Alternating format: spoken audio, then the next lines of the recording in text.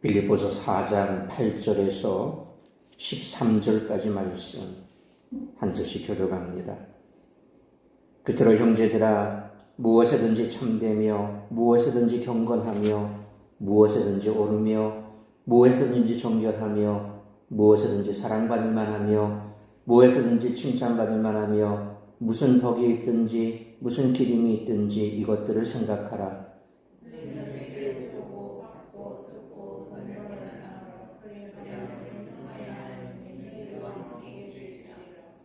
내가 주 안에서 크게 기뻐함은 너희가 나를 생각하던 것이 이제 다시 싹이 나미니 너희가 또한 이를 위하여 생각은 하였으나 기회가 없었느니라.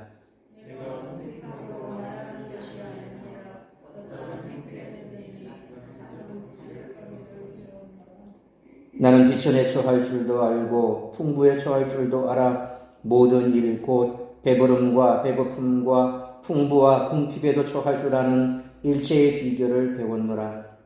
내게 능력 주시는 자 안에서 내가 모든 것을 할 수 있느니라. 아멘. 기도하겠습니다. 거룩하신 아버지 하나님, 은혜와 사랑을 감사합니다.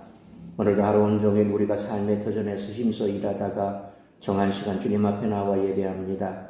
이 시간 머리 숙인 사랑하는 주 백성들, 혹여 하루 온종일 나를 힘들게 하고 지치게 했던 어려움과 또 여러 가지 많은 문제가 있다 할지라도 이 시간 주님의 십자가 앞에 내려놓기를 원합니다. 말씀에 집중하게 하여 주옵시고 우리의 피곤한 육신 주께서 회복시켜 주시고 강건케 하여 주심에 말씀에 집중할 수 있도록 허탄한 것에 마음 빼앗기지 아니하도록 우리의 마음과 생각을 주장하여 주옵소서. 이 모든 말씀 우리 주 예수 그리스도의 이름으로 기도하옵나이다. 아멘.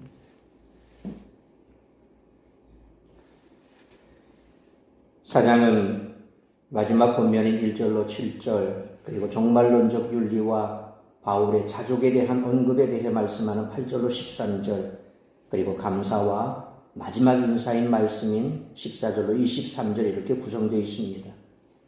이 가운데 오늘 본문은 크게 또 세 부분으로 나눌 수 있습니다. 첫 번째 단락은 끝으로라는 말씀으로 시작되는 8절로 9절까지로 바울은 마지막 때의 윤리에 대해 교훈합니다. 두 번째 단락은 10절로 11절까지 말씀으로 빌립보 교회 성도들의 도움에 감사하며 그 이유가 자신이 궁핍하기 때문이 아님을 강조합니다. 마지막 세 번째 단락인 12절로 13절 말씀은 자족하기를 배웠다라는 말이 무슨 의미인지를 설명합니다. 앞서 바울은 빌립보 교회 성도들을 사랑하고 그 사모하는 형제들이며 기쁨이고 면류관이라고 부르며 주 안에서 굳게 서라고 한 후 그 방법을 설명했습니다.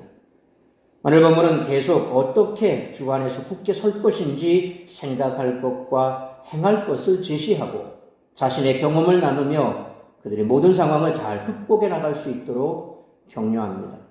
그들에게 8가지 항목을 제시하며 도덕적 탁월성과 칭송받을 만한 점이 있는지 생각해 보아야 한다고 말씀합니다. 다시 말해서 삶의 모든 부분이 진실한지, 고귀하거나 장엄한지, 사람과 하나님 앞에서 공정한지, 말과 생각과 행동이 깨끗한지, 사람들에게 자랑스럽거나 정감이 있는지, 무엇에나 칭찬받을 만한 것이 있는지 항상 염두에 두어야 한다는 것입니다.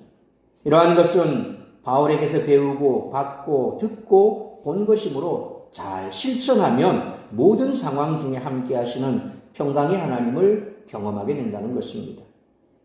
바울은 어려운 상황 중에도 자족하며 기뻐할 수 있는 이유를 설명하면서 다시 자신을 돌아보기 시작한 빌립보 교회 성도들이 그들의 일을 잘 감당하도록 격려합니다.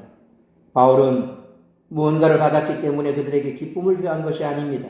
왜냐하면 그는 어떤 환경에서도 그에게 능력 주시는 자를 통해 자족하기를 배웠기 때문입니다. 그러니까 그는 물질적으로 비천에 처하거나 풍부에 처해도 그 상황에 대처하는 법을 알게 되었고 이후에는 배부름과 배고픔, 풍부하거나 궁핍한 상황에도 어떻게 대처할지에 대한 일체의 비밀을 터득하게 되었습니다. 바울은 이제 그에게 능력 주시는 자 안에서 모든 것을 할 수 있습니다. 이는 어떤 상황에서도 능력을 발휘하여 모든 일을 해낼 수 있다 하는 그런 말이 아닙니다. 주 예수 그리스도 안에서 그분이 주시는 능력으로 어떤 상황에 있든지 비천해지거나 교만해지지 않고 주님의 뜻을 따라 그에 대처해 나갈 수 있다는 그런 말입니다. 우리 또한 이러한 바울의 모습을 본받을 수 있기를 주님의 이름으로 축원합니다. 바울은 대부분 서신의 마지막 부분에서 실무적 용건을 다루는데 빌립보서도 마찬가지입니다. 빌립보서는 에바브로디도를 빌립보로 돌려보내며 그를 파송한 교회에 감사를 표하는 편지입니다. 우리는 바울이 이처럼 감사를 표명하면서도 사실상 하나님께 감사하고 있음에 주목해야 합니다. 따라서 이와 같은 오늘 본문의 말씀을 통해 우리들이 깨달아야 할 것은 첫째로 8절로 10절 말씀처럼 하나님 나라와 복음의 진리에 모든 관심을 집중해야 한다는 것입니다. 8절로 9절은 앞선 1절로 7절과 이어지는데 마지막으로 어떻게 주 안에서 굳게 설 것인지에 대해서 서술합니다. 이를 위해 바울은 빌립보 교회 성도들이 생각해야 할 것 8가지와 행해야 할 목록을 제시합니다. 이것들은 서로 밀접히 연결되어 있습니다. 먼저 8절 하반절에 무슨 덕이 있든지 무슨 기림이 있든지 라는 문장은 한글 성경만 보면 마치 만일 무슨 덕이 있든지 무슨 기림이 있든지 이렇게 표현이 되어서 가정법 형태로 보입니다. 그런데 헬라어 원문을 보면 가정법이 아닙니다. 그 속에 덕이 있고 기림이 있다라는 사실을 말하고 있습니다. 이는 도덕적 탁월함과 찬양할 만한 것을 가리키는 것입니다. 다시 말해서 앞서 열거한 것들은 도덕적으로 뛰어나고 칭송할 만한 덕목들이라는 말입니다. 그 8가지 덕목들은 다음과 같습니다. 첫째로 무엇에든지 참되며라고 말씀합니다. 이는 말과 생각, 행위 등 모든 것의 진실함을 말합니다. 여기서 참되며라는 알레데라는 말은 허위와 상반된 개념으로 로마서 3장 4절에 사람은 다 거짓되되 오직 하나님은 참되시다라는 말씀처럼 원래 하나님의 속성이며 믿는 자의 특징이 되어야 한다는 것입니다. 둘째로 무엇에든지 경건하며 라고 말씀합니다. 이는 고귀하거나 장엄한 것을 말합니다. 여기에서 경건하여라는 셈나라는 헬라어는 바울 서신에만 나타나는 말로 특히 교회 지도자에게 요구되는 덕목, 그것이 바로 셈나 경건이죠. 셋째로 무엇에든지 오르며 라고 말씀합니다. 이는 사람과 하나님을 포함해 모든 것에 공정한 것을 말합니다.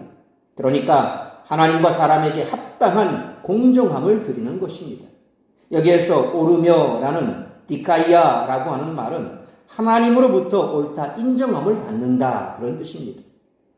넷째로 무엇에든지 정결하며 라고 말씀합니다. 이는 말 그대로 말과 행동과 생각 등 삶의 모든 부분에서 깨끗한 것을 말합니다. 여기에서 정결하며 라는 하근하는 도덕적인 정숙함을 강조하며 엄격한 의미의 순결을 강조하는 말입니다. 다섯째로 무엇이든지 사랑받을 만하며 라고 말씀합니다. 이는 기본적으로 사랑을 부르는 것이라는 의미에서 사랑스러운 또는 정감 있는 이라는 의미가 됐습니다. 여기에서 사랑할 만하며 라는 말에 프로스필레라고 하는 말은 신약 성경을 통틀어 이곳에만 나오는 단어로서 즐겁고 유쾌하며 사랑스럽다라는 뜻입니다. 여섯째로 무엇이든지 칭찬받을 만하며 라고 말씀합니다. 이는 친절이나 인심을 얻을 표현을 하거나 기분 상하게 할 표현은 피하는 것을 말합니다. 여기에서 칭찬할 만하며 라는 말에 유페마라고 하는 단어 역시 본절에만 나오는 단어로서 정중한, 고상한, 우아한이라는 의미를 가집니다. 일곱째로 덕이라는 아레테라고 하는 말은 도덕적으로 뛰어난 것을 말합니다. 그리고 여덟째로 기림이라는 말에 에파이노스라고 하는 말은 도덕적으로 인정이 되어 칭찬을 받을 것, 그것을 말합니다. 바울은 8절 마지막에서 이상 8가지를 빌립보 교회 성도들에게 이것들을 생각하라 그렇게 명령합니다. 이는 그 생각을 고하게 하라 라는 의미를 가지고 있으므로 계속해서 그와 같은 생각을 가지고 있어라 혹은 이것을 염두에 두고 있으라 하는 말이죠. 이어지는 구절은 중성관계대명사 하라는 말로 시작하면서 앞서 언급했던 이 8가지 이것들과 너희는 내게 배우고 받고 듣고 본 바 이것들을 연결하고 있습니다. 여기서 사용된 배우고, 받고, 듣고, 본 이 네 개 동사는 모두 직설법 과거형으로 바울이 이미 가르친 것을 지칭합니다. 특별히 받고라는 말에 파랄레베테라고 하는 말은 누구로부터 전달받은 것을 다시 전달해 준다라는 의미로 쓰입니다. 이는 바울이 다양한 경로를 통해서 주께 전달받은 가르침을 다시 전달했음을 말합니다. 그러니까 바울이 알아서 스스로 뭔가를 만들어내서 가르친 것이 아니라 주님께로부터 받은 것, 그것을 빌립보 교회 성도들에게 전달해 주었다라는 것이죠. 그리고 듣고라는 말에 에쿠사테라고 하는 말은 바울이 재판 외에 여러 가지 상황을 대하는 태도나 그의 됨됨이를 빌립보 교회 성도들이 들었다라는 의미입니다. 그리고 보다라는 말에 에이데테라고 하는 말은 빌립보 교회 성도들이 본 바울의 모범을 말합니다. 이처럼 바울은 자신에게서 배우고 받고 듣고 본 바를 행하라 명령합니다. 이를 행할 때 평강의 하나님이 그들과 함께 하실 것입니다. 하나님의 평강이 그들과 함께 한다는 것은 대단한 위로와 격려가 될 것입니다. 이제 바울은 10절 말씀처럼 빌립보 교회 성도들의 협력과 관심의 기쁨을 표하고 자신이 힘든 환경 가운데서도 기뻐할 수 있던 그 이유를 설명합니다. 곧 바울에 대한 관심, 곧 염려가 다시 싹이 나기 시작했기 때문입니다. 한편으로 이를 11절 말씀과 연결시켜보면 바울에 대한 빌립보 교회 성도들의 물질적 봉사가 한동안 끊어져 있었던 것으로 생각할 수가 있습니다. 여기서 다시 싹이 나미니라고 번역된 헬라어가 아네탈레테라고 하는 말인데 이 아네탈레테라고 하는 말은 다시 꽃이 피다, 소생시키다라는 뜻입니다. 이것은 원래 겨울잠을 자던 나무가 봄을 맞아서 다시금 싹이 나며 꽃이 피는 것을 비유할 때 사용되는 단어입니다. 요즘 거리를 보면 어제하고 오늘이 또 달라요. 벚꽃이 그냥 아무런 모양이 없던데 오늘 보니까 낮에 햇볕을 받아서 그런가 제법 꽃망울이 맺혀 있는 것을 봐요. 제가 지난 월요일 날 양산을 갔었는데 거기 아주 햇볕이 잘 드는 횡단보도 쪽에 보니까 벚꽃나무가 있는데 활짝 피어 있더라고요. 개다리도 다 피었고. 그러니까 겨울에 그렇게 앙상하던 곳에 봄이 되니까 어떻습니까? 다시 꽃이 피고 소생시키는 것, 이게 아네틸라테라고 하는 단어입니다. 그래서 이처럼 이 겨울잠을 자던 나무가 봄을 맞아서 싹이 나고 꽃이 피는 것을 비유할 때 사용된 단어로서 두 가지 의미로 해석이 가능합니다. 첫째로 너희가 나의 관심에 신경 쓸 만큼 다시 번창하였다라고 보는 것입니다. 둘째로 나에 대한 관심이 다시 새롭게 생겨났다라고 보는 것입니다. 그런데 이 두 가지 의미는 상호 보충적입니다. 물질적으로 그들이 이제 뭔가 여유가 좀 생겼다는 그런 의미일 수도 있고, 혹은 그동안 관심을 가질 수 없는 상황에서 이제 관심을 가질 수 있는 상황으로 바뀌었다라고 하는 그런 두 가지 의미가 같이 복합적으로 있다라고 볼 수 있습니다. 빌립보 교회 성도들은 항상 사도 바울을 돕고자 하는 사려 깊은 마음과 계획을 가지고 있었으나 이제 제가 뒤에 설명드리겠지만 적절한 기회와 여건이 허락되지 않았었습니다. 그러나 이제 그러한 여건이 마련되었으므로 그들은 바울을 돕고자 하는 그들의 의지를 실현하게 되었던 것이죠. 그것이 어떤 이유인지 본문에서는 정확히 밝히고 있지 않고 10절 하반절 말씀처럼 바울은 단지 그럴 기회가 없었다. 그 말 한마디로 다 마무리 짓습니다. 이상과 같이 바울은 결론적으로 바른 삶과 정결한 삶을 살라고 가르칩니다. 이는 종교 행위가 중요한 것이 아니라 일상의 삶이 중요하다는 그런 가르침입니다. 바울은 할례를 받고 율법을 문자적으로 지켜 유대인이 되어야 한다는 거짓 교사들의 가르침을 부정하고 일상을 정결하고 거룩하게 사는 것이 중요하다고 가르쳤습니다. 유대인들은 샬롬, 곧 평강을 인사말로 쓸 정도로 중시했는데 바울은 이방인이었던 빌립보 교회 성도들에게 너희가 유대인이 되지 않더라도 내 가르침을 따르면 평강의 하나님, 샬롬의 하나님이 함께 하신다. 그렇게 선언합니다. 그리고 다시 한번 그토록 반복하던 기쁨을 강조합니다. 그 이유는 바울에 대한 빌립보 교회 성도들의 관심이 다시 싹텄기 때문입니다.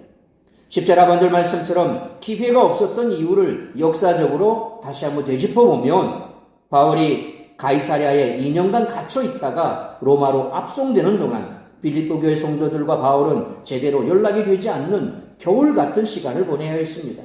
그 기간에 바울은 빌립보 교회 성도들이 자기가 전한 믿음을 흔들림 없이 지키고 있을까 걱정하지 않을 수 없었을 것입니다. 역으로 빌립보 교회 성도들도 우리 바울 선생님이 어떻게 지내고 계시는지 도대체 소식을 알 수 없으니 어디 계시며 어떻게 지내며 잘 지내고 계신지 무사한지 돌아가시지는 않았는지 얼마나 염려했겠습니까?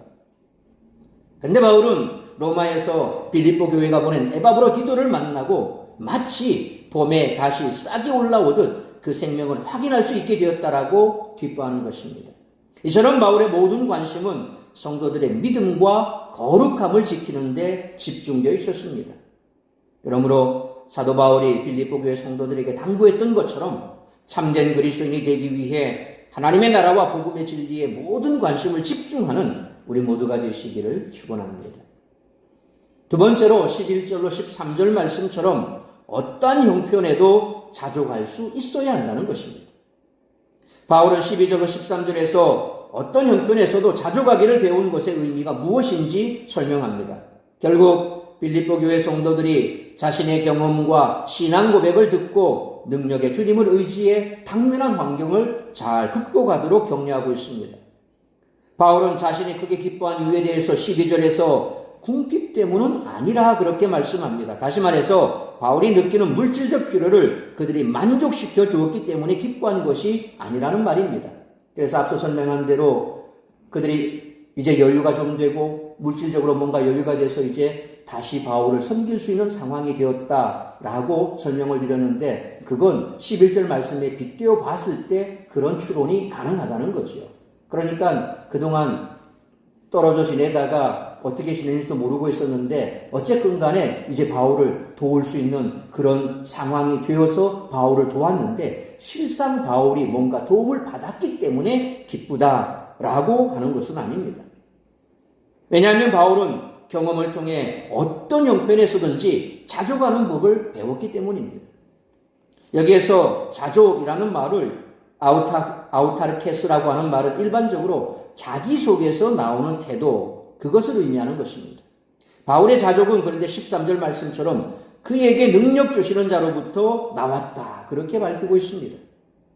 먼저 12절에서는 11절에서 배웠노니라고 하는 것처럼 알다, 오이다라는 동사를 두 번 사용하고 또 비결, 비밀을 배웠노라라는 미에오라고 하는 동사를 이래 사용해서 그가 배워 알게 된 것이 무엇인지를 밝히고 있습니다. 첫째로 물질적 비천에 처할 줄 아는 것입니다. 여기에서 비천에 처하다라는 헬라어 동사 타페이누스타이라고 하는 말은 수동태입니다. 외적 환경에 의해서 비천해진 상황을 뜻합니다. 내가 뭔가 잘못해서 그렇게 된 것이 아니라 외부 환경 때문에 그렇게 되었을 때를 말합니다. 바울은 그것에 대처하는 방법을 알게 되었다라는 것입니다. 다시 말해서 비천한 상황에서도 비천해지지 않는 것입니다. 그러니까 나의 잘못이 아니라 환경 때문에 이와 같은 일을 당했을 때 그때에도 나는 결코 비천해지지 않았다라는 것입니다. 둘째로 물질적 풍부에 처할 줄 아는 것입니다. 이 역시 풍부해지더라도 그것으로 인해 시험 들거나 우쭐해지지 않고 잘 대처할 수 있다는 말입니다. 이러한 것을 알게 된 바울은 마침내 배부름과 배고픔, 풍부와 궁핍에서도 적절히 대처할 수 있는 일체의 비밀을 알게 됐습니다. 바울은 이제 13절에서 내게 능력 주시는 자 안에서 내가 모든 것을 할 수 있느니라 그렇게 고백합니다. 여기에서 두 가지를 주목할 필요가 있습니다. 첫째로 바울이 모든 상황에 대처할 수 있는 것은 주님 안에서 그분의 능력으로 가능하다라고 하는 사실입니다. 앞서 살펴본 2장 6절로 11절 말씀처럼 예수 그리스도는 자기를 낮추어 십자가에서 죽기까지 하나님께 복종하셨습니다. 하나님은 그를 지극히 높여 모든 이름 위에 뛰어난 이름을 주시고 능력을 주셔서 하늘과 땅의 모든 것이 그 앞에 무릎 꿇고 주라 시인하게 하셨습니다. 그러니까 예수님께서 십자가에 못 박혀 죽으실 때 그 모든 것들을 마치 그냥 미리 끌어당겨서 내가 다 알고 그렇게 해서 내가 그렇게 된 것이 아니라 주님은 그저 십자가의 죽음으로 순종하셨습니다. 주님의 순종에 하나님께서 그를 높이 존귀하게 올려주신 것이죠. 우리가 이와 같은 상황 속에서 아주 지혜롭게 잘 대처해서 뭔가를 했을 때 내 능력이 내가 잘나서 그래서 내가 뭔가를 할 수 있는 능력이 탁월했기 때문에 내가 그렇다라고 말하는 게 아니죠. 주님께서 나에게 주신 나에게 힘을 주셔서 내가 그렇게 할 수 있었다라는 것이죠. 그러니까 우리가 어떤 것을 할 수 있고 또 어떤 일을 해냈을 때 그 내가 한 것이 아니라 하나님이 하셨습니다 라고 하는 그런 고백은 지당하다는 것입니다. 당연하다는 것입니다. 물론 내가 노력을 했습니다. 내가 열심히 했습니다. 소위 올림픽의 금메달리스트들이 금메달을 목에 걸고 하나님 앞에 감사하고 또 연예인들이 수상했을 때 혹은 어떤 일에 승리했을 때 모든 영광 하나님께 올려드립니다. 그랬을 때 내가 노력을 안 하고 거저 얻은 것은 아니지요. 분명 내가 노력을 했습니다. 그런데 그 노력의 결과에 그 아름다움을 주신 분은 누굽니까? 하나님이십니다. 내가 그렇게 할 수 있도록 힘을 주신 분은 누굽니까? 하나님이십니다. 우리 주님이시라는 거예요. 내가 노력할 때 지치고 쓰러졌을 때 정말 더 이상 하고 싶은 마음이 없을 때 그때 다시 한번 내게 힘을 주시는 분이 누구십니까? 주님이십니다. 그러니까 모든 것이 내가 잘나서 된 것이 아니고 주님께서 내게 주신 것이다.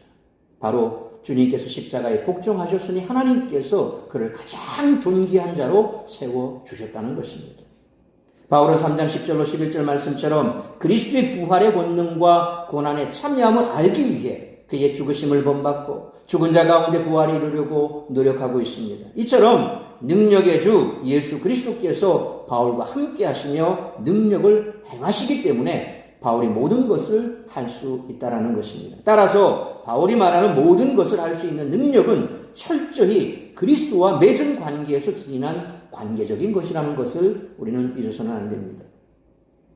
둘째로 내가 모든 것을 할 수 있느니라 라는 말은 어떤 상황에서도 그것에 합당하게 대처할 수 있는 능력이 있다는 말입니다. 이 말씀은 성도에게 어떤 영적 능력이 있어 모든 것을 다 할 수 있다는 그런 의미로 오용되기도 하지요. 그러나 본문의 문맥은 바울이 옥에 있으면서도 그간의 경험을 통해 비천하더라도 비천해지지 않고 부요하더라도 교만해지거나 그것을 의지하지 않고 오직 주의 뜻을 행할 수 있다는 그런 뜻입니다. 이 상황과 같이 바울은 빌립보 교회 성도들이 복음에서 떠나지 않은 것에 대해서는 크게 기뻐하면서도 그들이 후원한 재정에 대해서는 큰 기쁨을 나타내지 않습니다. 바울은 지금까지 자기가 쓸 것을 직접 일을 해서 조달해 왔습니다. 소위 스스로 일을 하면서 그렇게 생계를 유지해 갔고 오히려 성도들에게 그와 같은 짐을 지우지 않고 자기가 장막 짓는 일을 가지고 있는 기술을 가지고 계속해서 선교 일을 해왔죠. 그러니까 바울은 재정적으로 후원받아서 오늘 내가 기쁘다 그런 말을 하는 것은 아닙니다. 실제로 우리가 누구에게 도움을 받았을 때 시큰둥하면 도움 준 사람이 기분 나쁘겠죠. 그러나 도움 준 사람이 그 사람이 실제로 그것이 기분 나빠서 그런 것이 아니라는 사실을 안다면 거기에 대해서 개의치 않을 것입니다. 바울 역시도 본인이 물질 조금 받았다고 그것 때문에 야 내가 그동안 힘들었는데 너희가 보내준 거 너무 고맙다 감사하다 거기에서 기쁨을 누리는 것이 아니라 그들과 바울과의 관계는 이미 다 정립이 되어 있습니다. 그들은 어쨌거나 바울을 위해서 뭐라도 해주고 싶었고 또 그런 마음들이 간절했었는데 할 수 있는 여건이 되었기 때문에 바울에게 해준 것이고 바울 또한 그들의 그런 모습을 기쁘게 받았지만 그러나 내가 그것 때문에 기뻐하는 것이 아니라 너희의 그러한 모습들 주 안에서 나와 너희가 가지고 있는 그 관계와 그리고 내 모든 것을 아시는 하나님께서 내 필요를 또 채워주시는 그 하나님 앞에 내가 기쁘고 감사한 것이다. 우리의 기쁨과 감사는 그런 것이죠. 사람에게 뭔가를 받았다고 해서 그것 때문에 좋다고 막 물론 기뻐할 건 기뻐하고 감사할 건 감사해야 됩니다. 그러나 그 이면에 역사하시는 하나님께 우리는 또한 감사를 올려드리는 것도 마땅하다는 것이죠. 바울의 기쁨은 바로 그런 것입니다. 고린도후서 9장의 말씀처럼 기근으로 어려움을 당한 예루살렘 교회를 돕기 위한 헌금은 적극적으로 독려했지만 자기가 쓸 것을 요구한 적은 바울은 없었습니다. 그래서인지 빌립보 교회 성도들이 보낸 후원에 대한 감사 표현은 상당히 절제되어 있습니다. 바울은 자신이 지금부터 하는 말이 궁핍해서 하는 말이 아니라고 말씀합니다. 다시 말해서 잘못 해석해서 나는 지금 많이 궁핍하지만 그냥 견디고 있어 라는 뜻으로 이해하지 말라는 것입니다. 바울은 하나님 안에서 자기가 무엇이든 할 수 있다고 고백하면서 자신의 형편이 어떠하든지 그 안에서 사는 비결을 배웠다고 말합니다. 비천만이 아니라 풍부에도 처하는 비결을 배웠다는 것입니다. 바울이 보기에 하나님의 능력은 가난할 때만 필요한 것이 아니라 부유할 때도 필요하다는 것입니다. 이처럼 바울은 오직 빌립보 교회 성도들이 믿음을 지키고 있다는 사실에서 힘을 얻고 있습니다. 그것만이 그의 목적이었고 현재 어떤 환경에 처해 있느냐는 그다지 중요하지 않았습니다. 가난해서 사역을 못한 적도 없었고 부유해서 자만할 수도 않았습니다. 가난만큼이나 부유함도 사역의 걸림돌이 될 수 있음을 알고 하나님의 능력으로 대처하며 살아야 한다는 것입니다. 그러므로 어떤 형편에서도 자족하기를 배운 바울처럼 비천하더라도 비천해지지 않고 부유하더라도 교만해지거나 그것을 의지하지 않고 오직 주의 뜻을 행할 수 있는 우리 모두가 되시기를 축원합니다. 사랑하는 성도 여러분, 성도는 하나님의 자녀, 하나님 나라의 군사라는 정체성을 지키면서 세상에 맞서는 자들입니다. 경제적 상황이 고려 대상일 수는 있지만 장벽이 될 수는 없습니다. 고린도전서 7장 20절에 각 사람은 부르심을 받은 그 부르심 그대로 지내라 라는 말씀처럼 부르심을 받은 그대로 자기가 맡은 직분을 성실히 감당할 때 하나님은 우리에게 큰 능력을 베풀어 주실 줄 믿습니다. 그러므로 사도 바울이 빌립보 교회 성도들에게 당부했던 것처럼 참된 그리스도인이 되기 위해 하나님의 나라와 복음의 진리에 모든 관심을 집중하되 어떤 형편에서도 자족하기를 배운 바울처럼 비천하더라도 비천해지지 않고 부유하더라도 교만해지거나 그것을 의지하지 않고 오직 주의 뜻을 쫓아 주신 사명 잘 감당할 수 있는 우리 모두가 되시기를 주님의 이름으로 축원합니다. 기도하겠습니다. 걸어가신 아버지 하나님 은혜와 사랑을 감사합니다. 오늘 바울의 고백이 우리의 고백이 되길 원합니다. 우리가 이 땅 가운데 살아가면서 참된 그리스도의 모습을 잃지 않길 원합니다. 우리가 세상 가운데 있으나 세상에 함몰되지 않길 원합니다. 오직 하나님의 나라와 복음의 진리에 우리의 관심이 집중되길 원합니다. 세상에 마음 빼앗기지 않게 하여 주옵시고 우리가 허탄한 것에 마음 빼앗겨 우리의 삶을 허투루 보내지 않고 허송세월하지 않도록 붙들어 주시옵소서. 뿐만 아니라 우리가 이 땅을 살아가면서 많은 필요들이 있습니다. 그런데 그 필요를 따라서 때로 우리는 궁핍하기도 하고 부유하기도 합니다. 궁핍할 때 비굴하지 않기를 원합니다. 궁핍할 때 우리가 비천해지지 않기를 원합니다. 부유할 때 교만해지지 않기를 원합니다. 그 모든 것을 주신 분은 오직 하나님이십니다.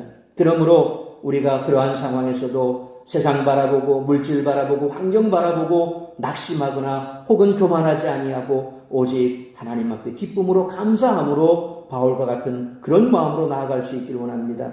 그리함으로 오직 내게 주신 사명에 집중하며 그 사명을 잘 감당함으로 우리 하나님 안에서의 샬롬 평강을 누리며 우리에게 주신 이 땅에 한 번뿐인 삶 주의 영광 위하여 마음껏 쓰임받는 우리 모든 성도들이 될 수 있도록 인도하여 주옵소서.